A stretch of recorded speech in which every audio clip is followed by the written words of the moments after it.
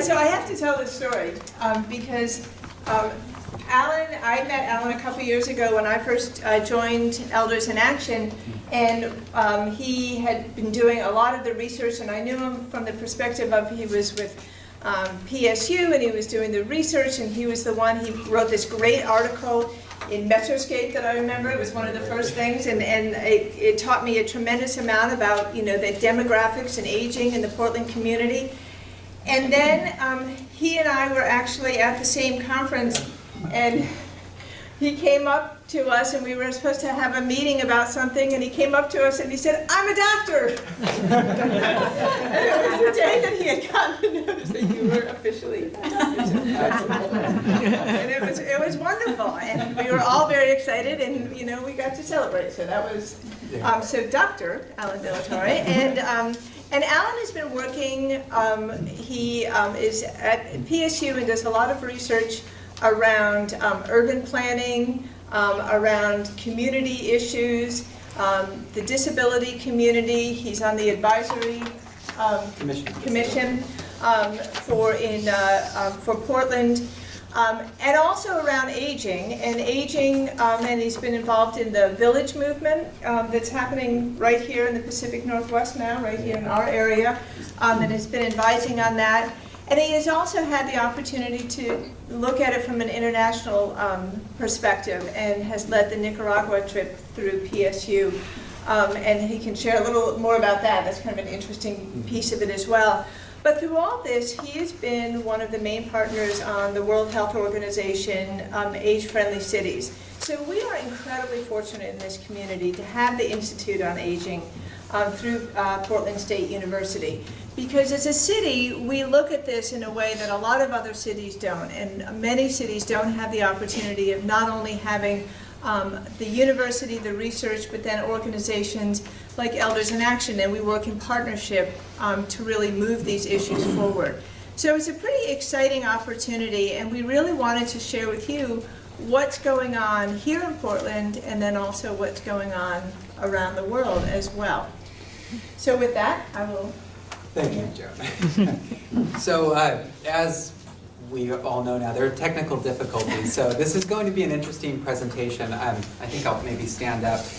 In that I've melded a couple of things that I've been doing over the last 8 or 9 years into a presentation in the last couple of days. So we teach a course at Portland State called Global Aging that is part of a program that we lead about 10 to 12 students to Nicaragua every year to work with older adults living in homes as well as community residing older adults. So that Global Aging course is the kickoff, or some of the background demographics and trends is the kickoff to this. And believe it or not, you have a quiz that I was going to put in front of you today. So I jotted down at least 4 of the 5 questions that I remembered from the top of my head. I want to talk a little bit about age-friendly cities, as Joan had talked about as well. Not digging too deep into Portland, but trying to keep the context at the global scale. And then throughout the end, or actually throughout the entire presentation, I want this to be an engaged dialogue. It'll actually go a lot better now when there's no PowerPoint to have an engaged dialogue. So let me give you a little bit of context and background about global aging. You're all probably aware that the boomers are aging, that the boomers have created this incredible trend and change in our population demographic and structure. This is an unprecedented and irreversible trend. We'll never see our global age structure in the same way again. So some of the things that caused this were the baby boom after World War II. But what are some of the other reasons that you would think that we've actually grown older as a world? Healthcare. Healthcare, advances in technology and ability to extend life in a number of ways. Absolutely. We live longer. We live longer, and why do we live longer? Healthcare is one piece of those. Community, clean water, other sources around it, technology has improved it. Absolutely. More active lifestyle. Active lifestyle, knowledge about how to stay healthy, how to eat well, how to exercise to maintain the things that we need to do. Absolutely. So we've transformed, and if we were to look at the demographics from, I'm pulling these from my head, so I hope that they're completely accurate. But from about 1840 until today, we've seen an increase in the average life expectancy from about 45 years in 1840, where if we looked at the average life expectancy of the highest country, or the country with the highest life expectancy, it was Sweden in 1840. Anybody want to guess in 2015 what country has the highest life expectancy? Sweden? Sweden is up there, actually, but Japan is has the highest life expectancy. So Joan had talked about the blue zones earlier, and there are all these really interesting reasons on why we live longer. Health, including diet, physical activity, social engagement. I know my wife is Japanese, so I've asked her a lot of questions. What's different about the Japanese diet and lifestyle than it is from the United States? And part of it is their diet. They eat a lot of fish, which is high in omega fatty acids. They, are physically active still, and they don't eat overly kind of large portions. A lot of things. Okinawa in particular is the place in Japan where people have the highest life expectancy. So it's interesting to start to look at some of these global trends. But one of the things that's really important is that there are incredible disparities that exist across the world. So if we were to compare developed versus developing countries, we know that as of today, in 2015, that the majority of older people actually live in developing countries, not in places like North America or Europe. They're actually living in places like Asia, South America, Africa. So an interesting kind of question emerges of, where are we going into the future? Is this trend going to continue? So if we were to look out another 25 to 30 years, do you think that we're going to continue to see a growing proportion of people in developed or developing countries? I think it sometimes depends on the fertility rates and how many children are being born, as opposed to some being older. Japan has a problem with this. And I guess the health and limited resources, which will often cause more deaths for young people and older people. Yeah, it's a pretty good insight into different countries and variations that exist within different countries. So we know places like Ukraine, Japan, Russia are actually seeing a decline in their overall population, even though they're seeing an increase in the proportion of older adults who live in those countries, which is really interesting. Stepping back a bit, you said that the life expectancy in 1840 was 45 years, and do you have current figures? So that was the highest life expectancy was, and I think it's around 84 if you're combining the genders as well. So who has longer life expectancies, men or women? Women, yeah. It's really interesting, although some data in the United States has shown that gap is starting to close.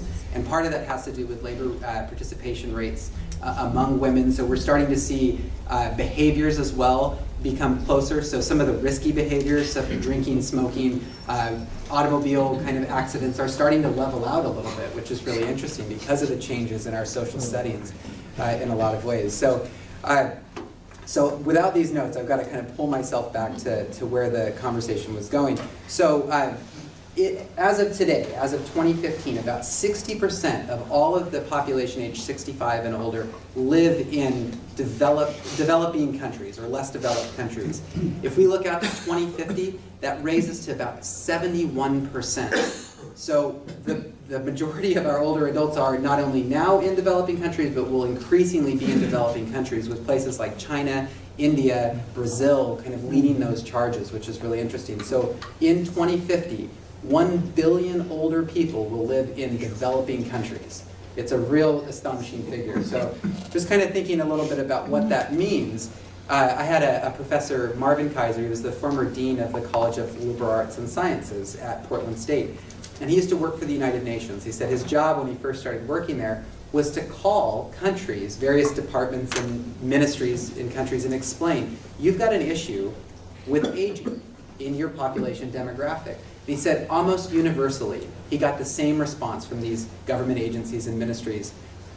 Yeah, but we've got so many other problems. Well, how are we going to deal with this? This is just an issue that's not at the top of our agenda right now. We've got poverty and education and social programs, welfare programs. So, aging is an important thing, but we've got more important things to take care of at the moment. So when I ask a question or actually pose a quiz to you, so I'd like everybody to answer this, true or false? Today, there are more younger people aged 5 and younger than there are older people aged 65 and older. More younger people than older people. Yeah. It's true, but it's going to change in the next few years. We're going to see more older people in the world than younger people. And we're right at that tipping point. And it's a trend that's going to continue to cross. Those demographics are going to cross. So another question for you. Do you have higher proportions of older adults in rural settings? Or I guess it's true or false question. So true or false? Are there higher proportions of older adults in rural settings than younger people? Yes. Yeah, it's true. So why do older people have higher proportions in rural settings? Young people leave. Absolutely. Well, what are the issues that this causes? When a wage-earning younger person leaves to an urban area, what happens? Who's left behind? Old people and young people, like children who are dependent on one another. So this is causing a real issue in a lot of countries where there's not the structure that's in place to support these families. And in Nicaragua, where we do a lot of work, we see this kind of over and over again, that you see dependent populations kind of caring for one another. So you've got very young kids who have to grow up really fast, or very old folks who may or may not have the physical and financial kind of abilities to care for these families. And it's really taxing systems quite a lot. But to tie this back to the World Health Organization's Age Friendly Cities project, we know that there are higher proportions of older adults in rural areas compared to urban areas. But urban populations are growing everywhere in the world. And along with the growth in urban populations comes the growth of older adults living in urban populations. So we understand from the World Health Organization, that we have the ability to, or that we need to focus a little bit more on what would be aging in urban environments. So in 2006, the World Health Organization started a project called the Age Friendly Cities Project. We had 33 cities in 22 countries that came together to essentially ask a set of questions around the 10 domains of age friendliness. Pretty basic. They asked, what are age-friendly features? What are barriers to age friendliness?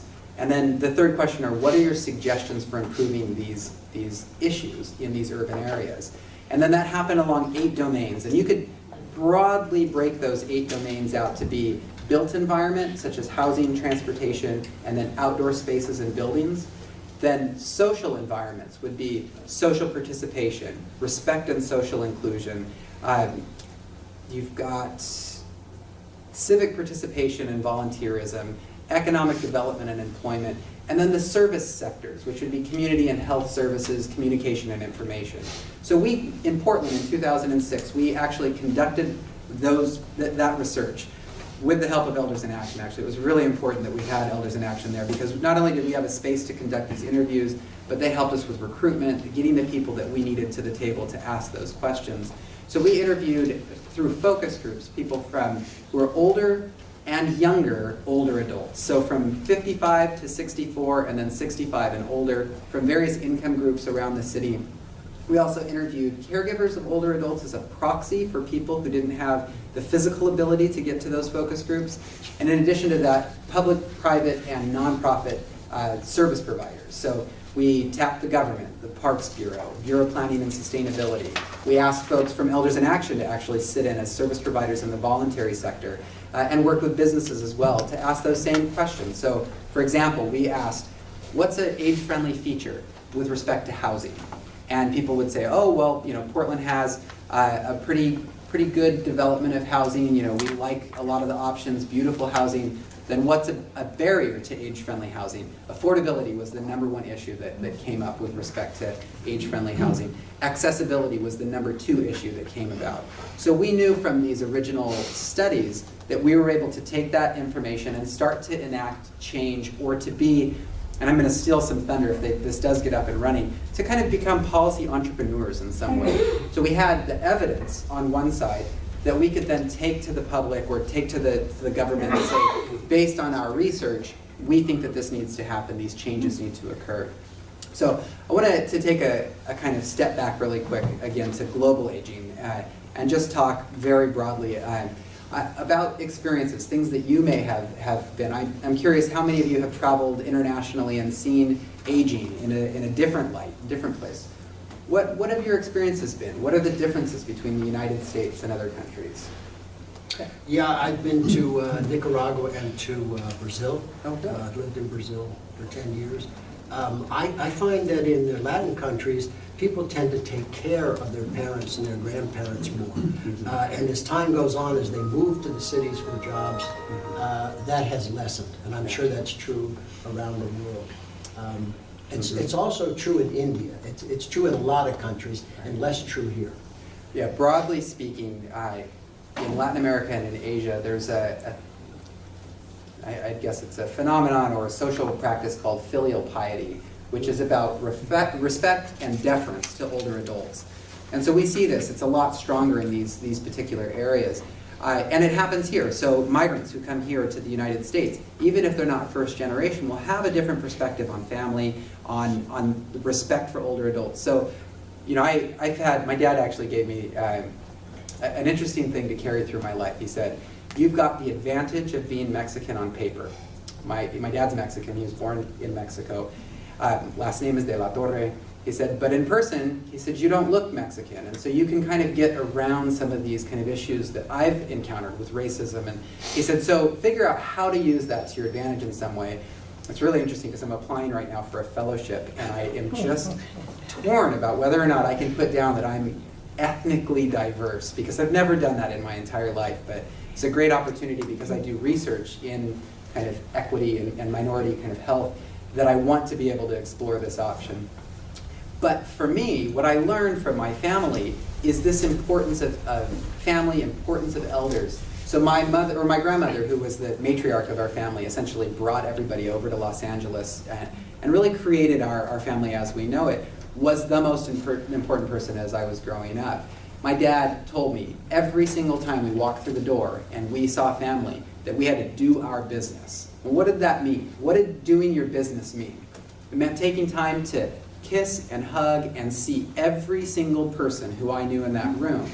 Whereas my mom's side of the family didn't give that to me. And in a lot of ways, there were some fractures and a little bit of, I don't know, distance between many family members, a lot of it created by financial issues. So as my great-grandmother passed away, she had an estate that people fought over.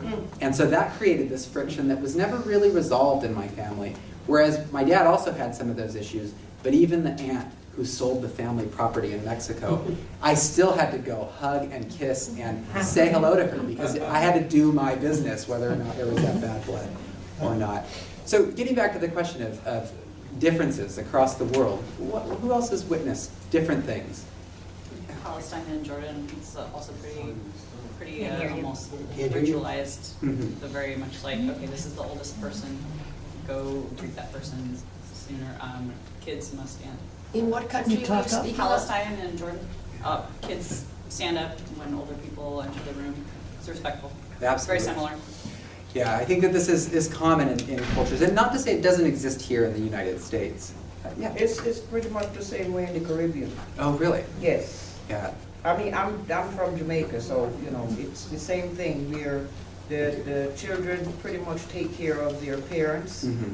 And another thing that I found that's very interesting in that relationship is that children are not forced to leave home either. You can live in your parents' house and get married and the grandkids are born right there and it doesn't matter. Yeah. The basic thing that you have to have is respect. Yeah, yeah. I have a 7-month-old right now at my house. She's beautiful, wonderful kind of experience altogether.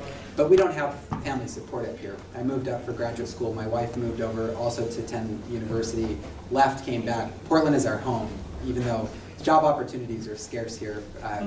So You just tell me where to go for a minute here. myfiles.pdx.edu. Okay, keep talking. This is really quite interesting. So it's testing my PhD. Because I actually know this There's information. multiple there. One of my dissertation, or my doctoral questions for my comp exams was on global aging, so it really is kind of digging a little bit deeper. But I had done some work in Barbados, which was really interesting. I was brought over by the Pan American Health Organization, and the thing that was really common across those is that I think the Caribbean and Latin America quite often are grouped together Yes. in the World Health Organization, Pan American Health Organization, world. but that a lot of the lessons I learned from Nicaragua kind of transferred over that way.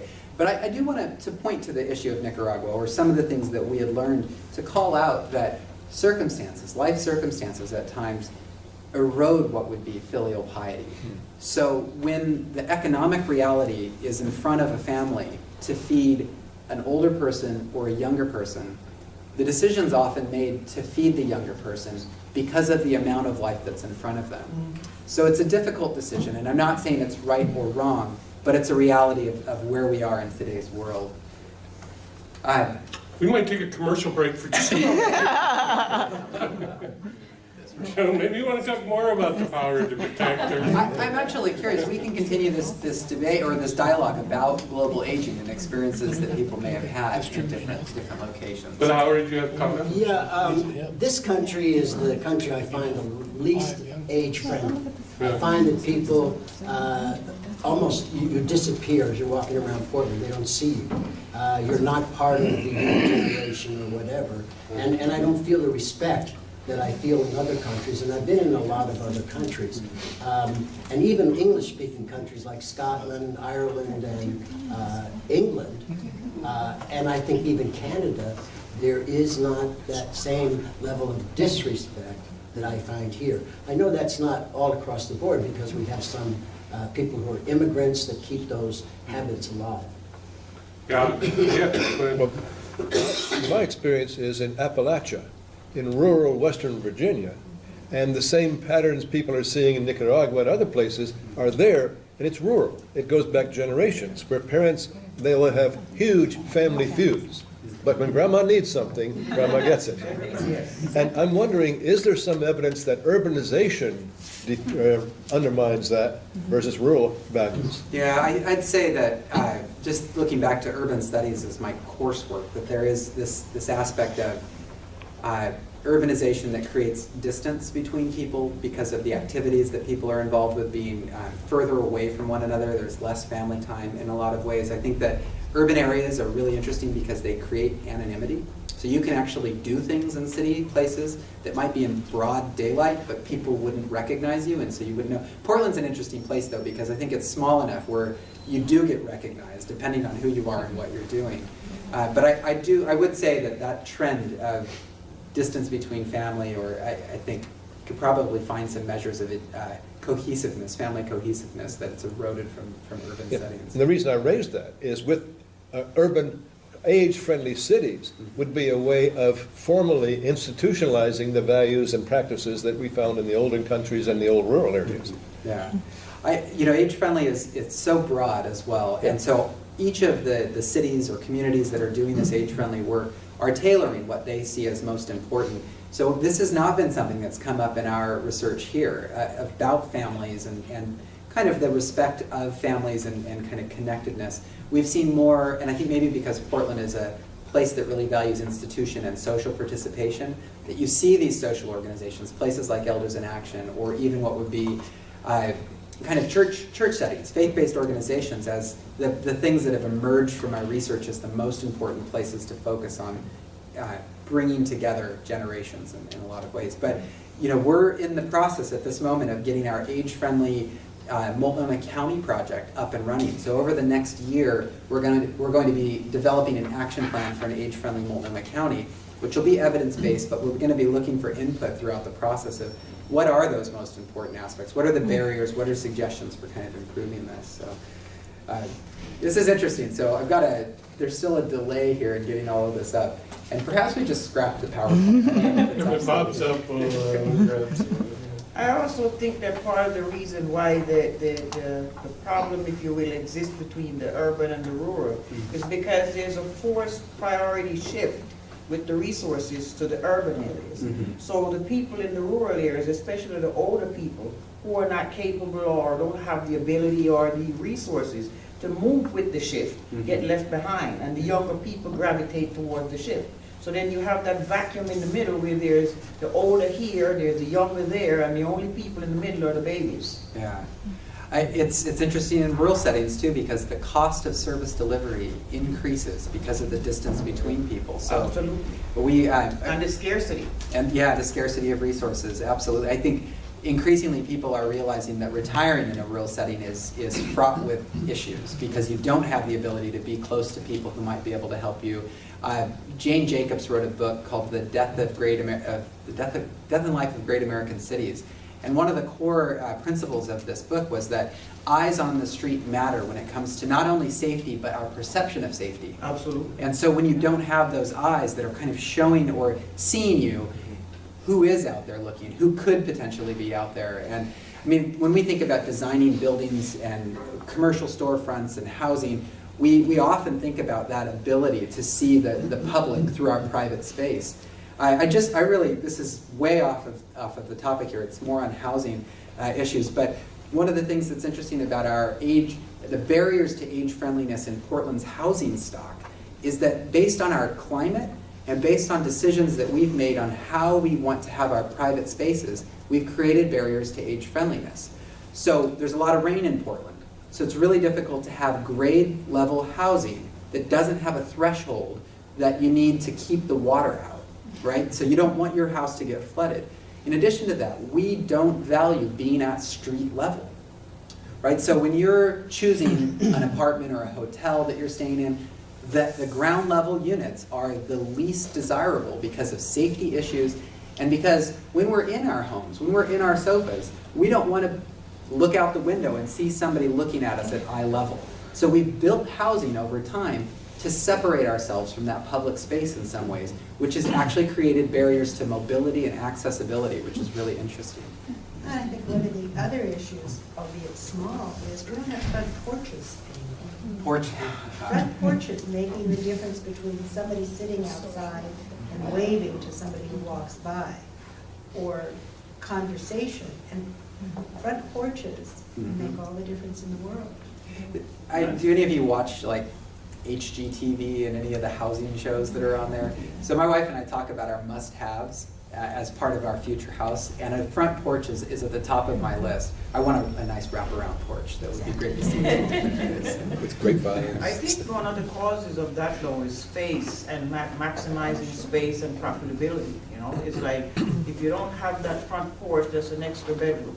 Yeah. You know, or, you know, something like that, you know? I think it's more the developer's mentality than it is the consumers, you know? It's a very good insight. We are working right now with Metro. Catherine Harrington, who's the district representative for the West Side, kind of the Beaverton-ish area, came to a presentation that we had with AARP that was focused on, it was kind of making the business case for age-friendly cities. And what we heard at that particular kind of conversation is that architects who are working to make age-friendly housing have this moment of truth with their clients where they say, would you like me to include a zero-step entrance? Would you like me to include backing so that you can put grab bars in your future housing? Would you like me to make this age-friendly? And they're given an option of, when somebody says, oh yes, that's really great because I'm aware that I'm aging, and this is probably less common than it should be. Or people saying, whoa, where are you going with this? Right? I'm 50 years old. Why would I ever need a grab bar in my bathroom? And the conversation stops there because if that architect continues to push that forward, he may lose the client. So what we heard from the developer that was on this panel was saying there's no value associated with these age-friendly features, right? A zero-step entrance, a grab bar, lever handles over doorknobs. Where's the value in this, right? If we're putting these things in and they cost us money, it cuts into our bottom line. But we know, or we're increasingly understanding, that there is value to that as our population ages. But there's this structural lag that's occurred from the reality of our population to our accepting the changes that are happening. So he said, as soon as there's a market value associated with that, as soon as I can, charge a premium that's going to get me my money back or make more, as soon as there are comps, right, comparables that show what, like a granite countertop, right, or hardwood floors. When you get your house appraised, somebody checks a box and it's all of a sudden valued at a higher level. So what happens when we're able to put together a set of comps to say zero-step entrance? This adds X amount of years of aging in your home, or it saves you X amount of dollars from aging in a facility. So Catherine Harrington, who's the Metro counselor, I'd say we scrap this. Okay. It's good. You got it, yeah. Councilor Harrington said, why don't we do a study to kind of put value to these things? So we met with the Home Builders Association of PDX, both their president and their government relations officer, and we're looking at applying for a grant that would essentially put value to that. And a lady named Julie Weber, who works for Washington County Aging and Disability Services, had done all of these improvements so she could age in place. But when she went to get it appraised, some of those were actually devaluing her home. People didn't understand, well, why did you put this second entrance that doesn't have stairs or it has this awkward ramp that's leading up? And she said, well, because I want to be able to get in and out of my house as I age. So we're working with Metro to kind of put together this proposal at this stage. Metro, interestingly enough, is also interested in doing a case study of age-friendly across generations. So what does age-friendly mean for a 20-something or a 30-something or all the way up to the end of life? And if we're able to put that to paper and allow people to see, oh, wait a minute, right? I ride a bike, and that's a big part of getting to and from my university setting. And if I had a zero-step entrance, I wouldn't have to carry my groceries separately than my bike. Oh, right, that's a good idea. Yeah, I like that. I definitely do.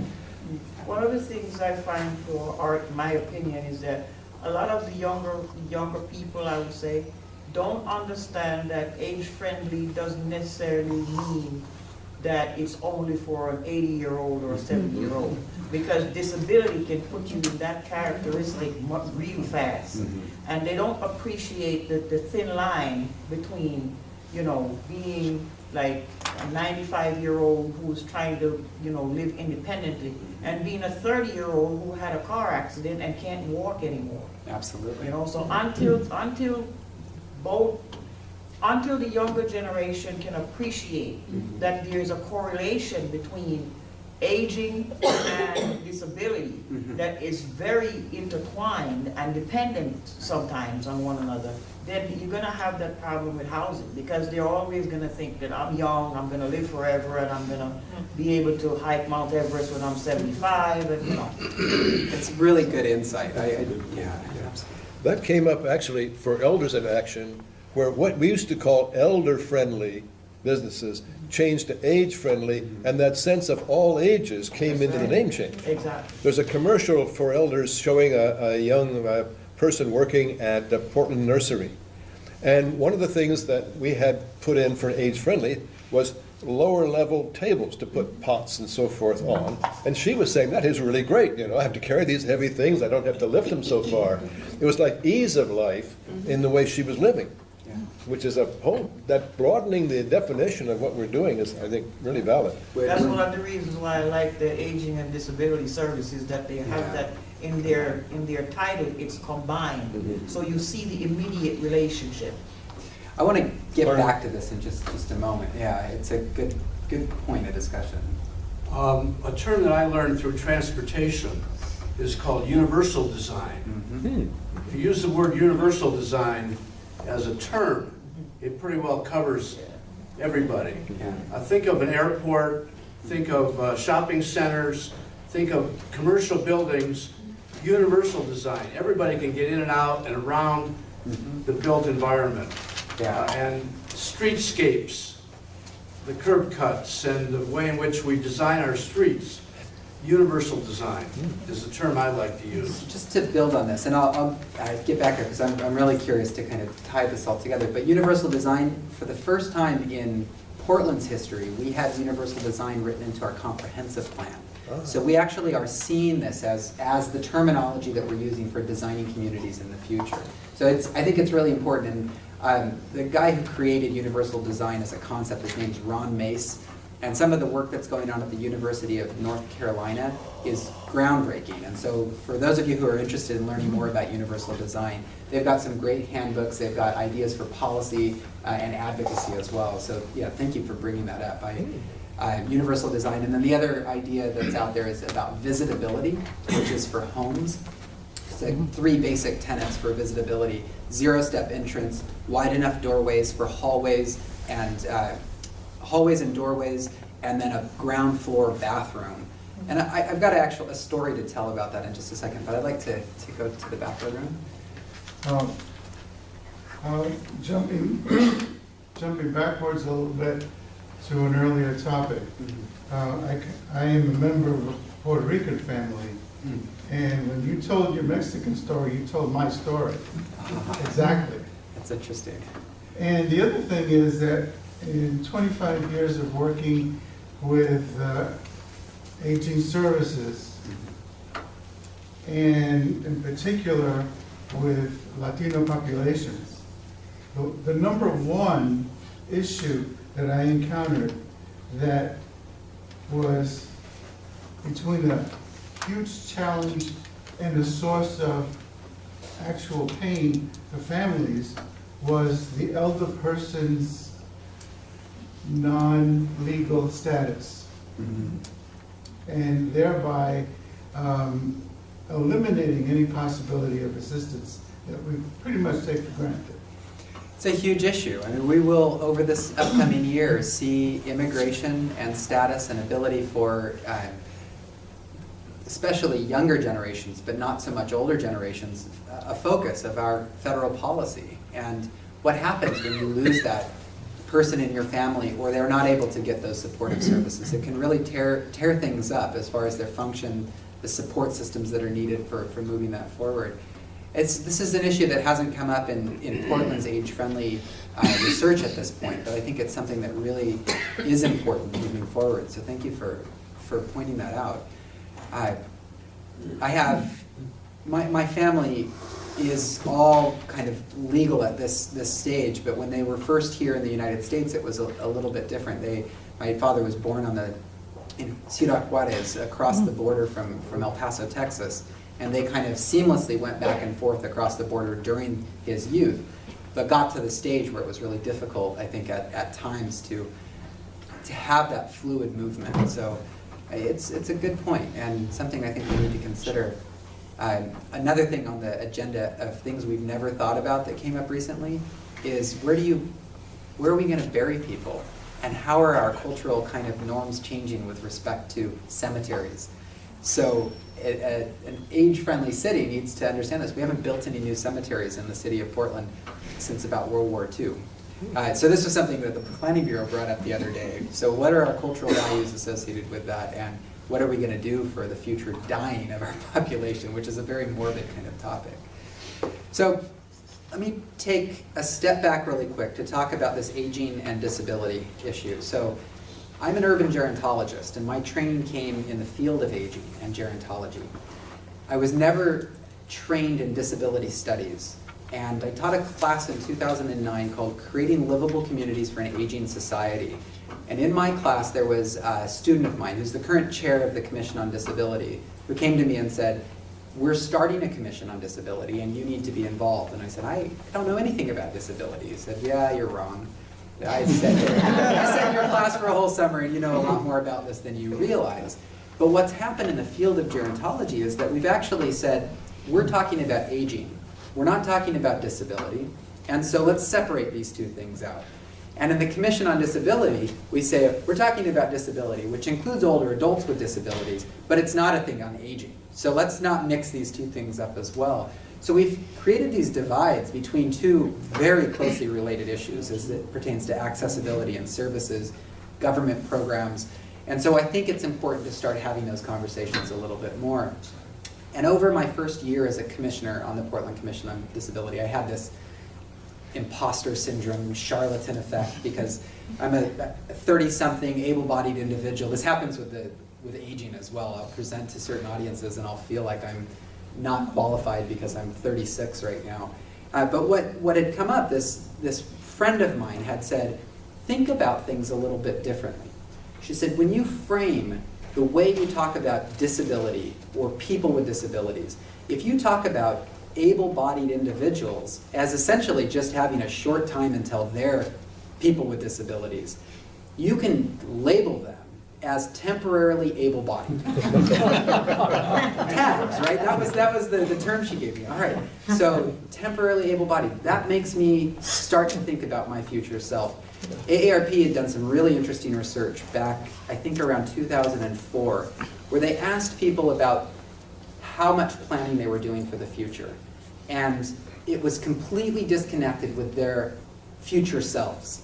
right? So they didn't want to believe that they would have any kind of difficulty navigating their homes. And something like 85% of all people say, I want to age in my home, I want to age in my community. But what do we do to get them to prepare for that? And part of it is the reality of aging. Has anybody ever heard of the term Peter Pan housing? Right, so we build housing for Peter Pan, people who are never going to grow old. So if we stop thinking about our current selves for our future planning, we're able to start to negotiate those environments. So I find it really interesting, but I want to kind of talk about this in the context of my family again, because I think this gives me an opportunity to see it in motion. So I was teaching a class, I think this was around 2011, and I got really lucky in that my dad decided that he wanted to sell his home. He was moving in with my mom, who he is still divorced from, but they live together. It's a really interesting setup. My sister is 18 months younger than me, and she had a traumatic brain injury when she was 16 years old. So after her accident, she couldn't walk, talk, eat, changed our entire life. Really got me interested in aging and disability and environments, which was really interesting. So my dad starts looking for a house, and I'm like, all right, Dad, tell me what you want. What are you looking for? He's like, I hate Orange County. I hate the hustle and bustle of city life. I just want to move out, get away from people. Okay, right. So what happens when you are going to need services and support, and I live like an hour and 15 minutes away from you? He wants to move up to this region. He's actually moving up this way in June. I said, oh, no, it's all right. No worries. Like, I won't need your help. I'm not going to need your help whatsoever.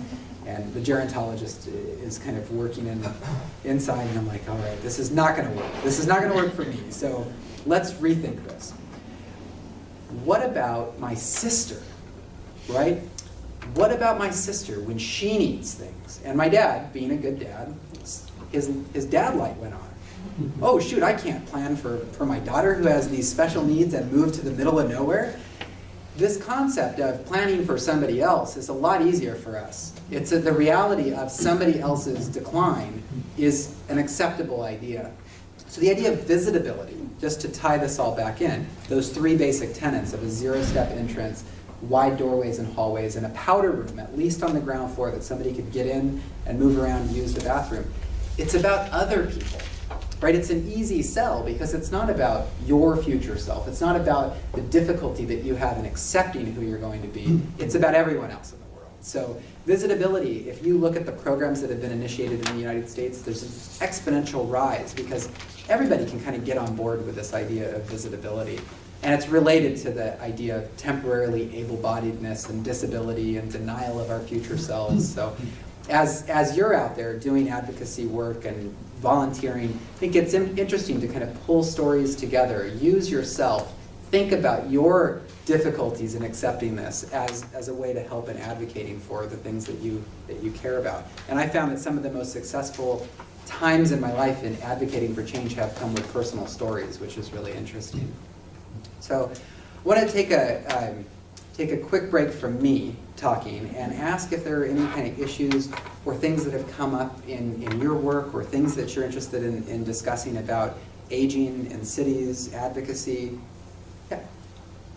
I just want to throw out a term that I haven't heard mentioned yet today, and that is the whole concept of the, what would you call, epidemic of Alzheimer's and dementia.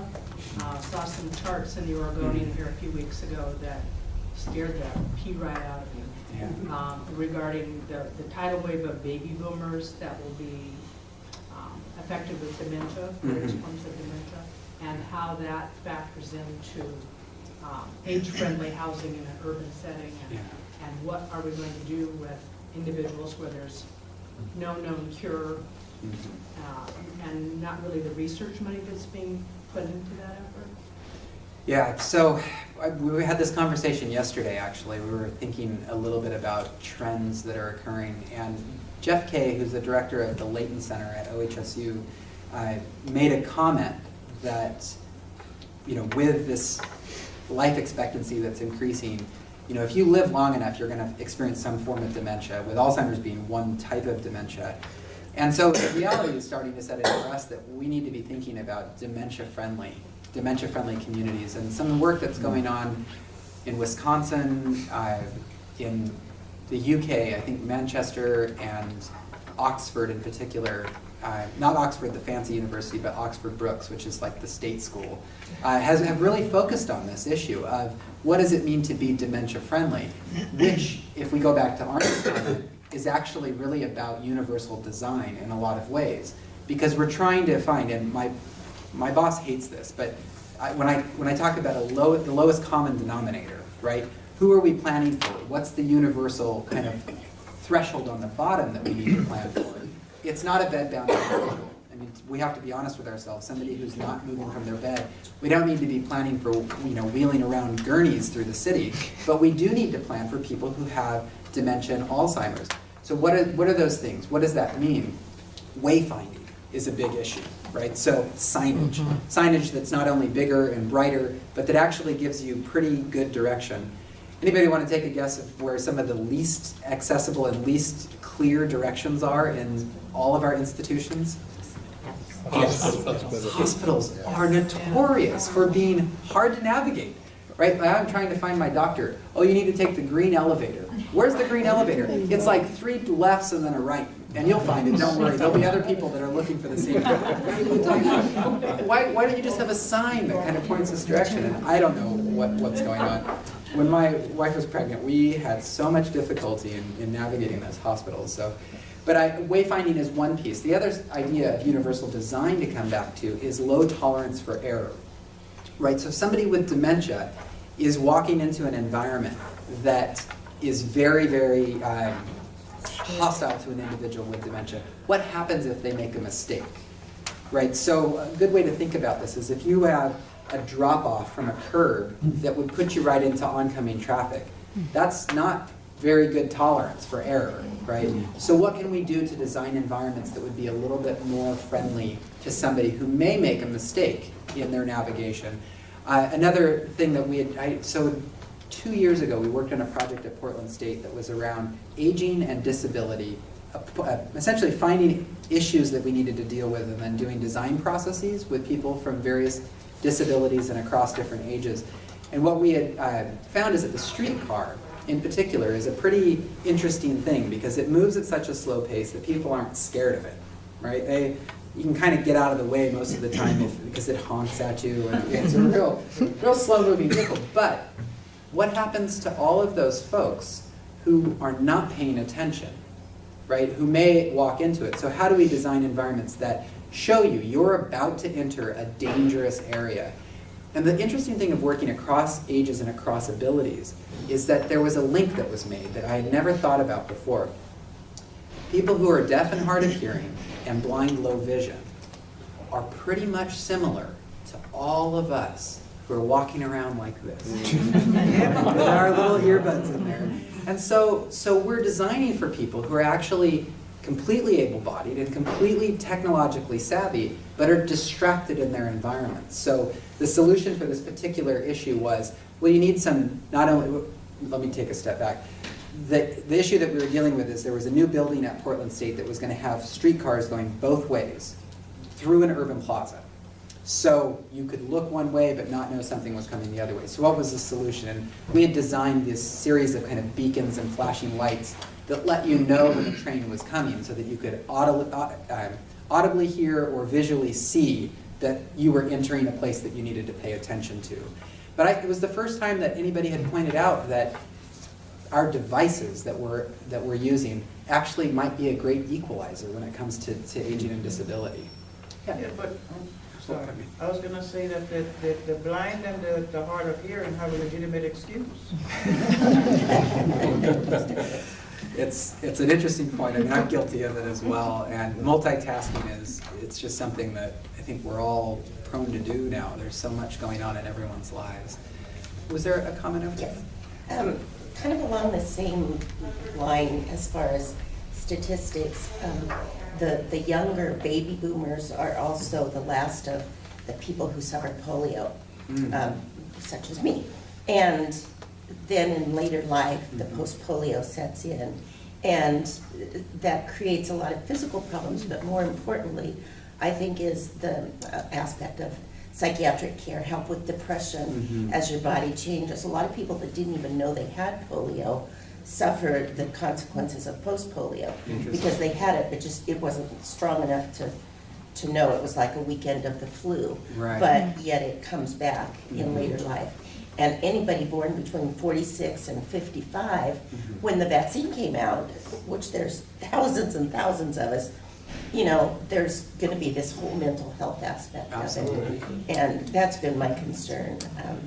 You know, because social workers or doctors aren't trained anymore because polio is a thing of the past. So, you know, I think that's a concern. That's a really important issue because you're touching on the mental health and kind of behavioral aspects of aging. And to this point in time, we have not focused on mental health and well-being as a kind of holistic approach to aging in age-friendly cities. I do have positive news to report in that the Oregon Health Authority has just hired, or is in the process of hiring, I think 22 older adult behavior and mental health specialists that will be dispersed throughout the state of Oregon. And I'm working on a project to help training them and getting them integrated into the community organizations that are helping us move forward. But mental health is one of the biggest issues that's occurring in the fields of public health and gerontology, of understanding, and I'd never even thought about or heard about polio as an issue that needed to be looked at. But I think mental health is something that we stigmatize. It's easier to talk to somebody who has a physical disability and say, well, I either understand why you have a physical disability or the problems that you have, rather than mental health, which is like, you know, just cheer up, right? Just be a little stronger, or that depression will go away if you do this or that. I think that I have not known much about it, and over the last month, I've actually been brought onto a team to do some of the community development work for this mental health specialist. So we're doing some pilot work. But the Oregon Health Authority has invested a lot of money in hiring these people. So I would say, for those of you who are on the ground and looking to do advocacy to keep this as an issue, I think we often blame the victim when it comes to mental health. And we all know in the city of Portland that mental health is an issue that's all around us every day, right? 2 or 3 blocks walking when you leave, you'll see something on the street, someone on the street who's dealing with some kind of mental health or addiction issue. So thank you for bringing that up, and I know that there is at least some new effort being put toward that moving forward. Yeah. There's a lot of money spent internationally and domestically by government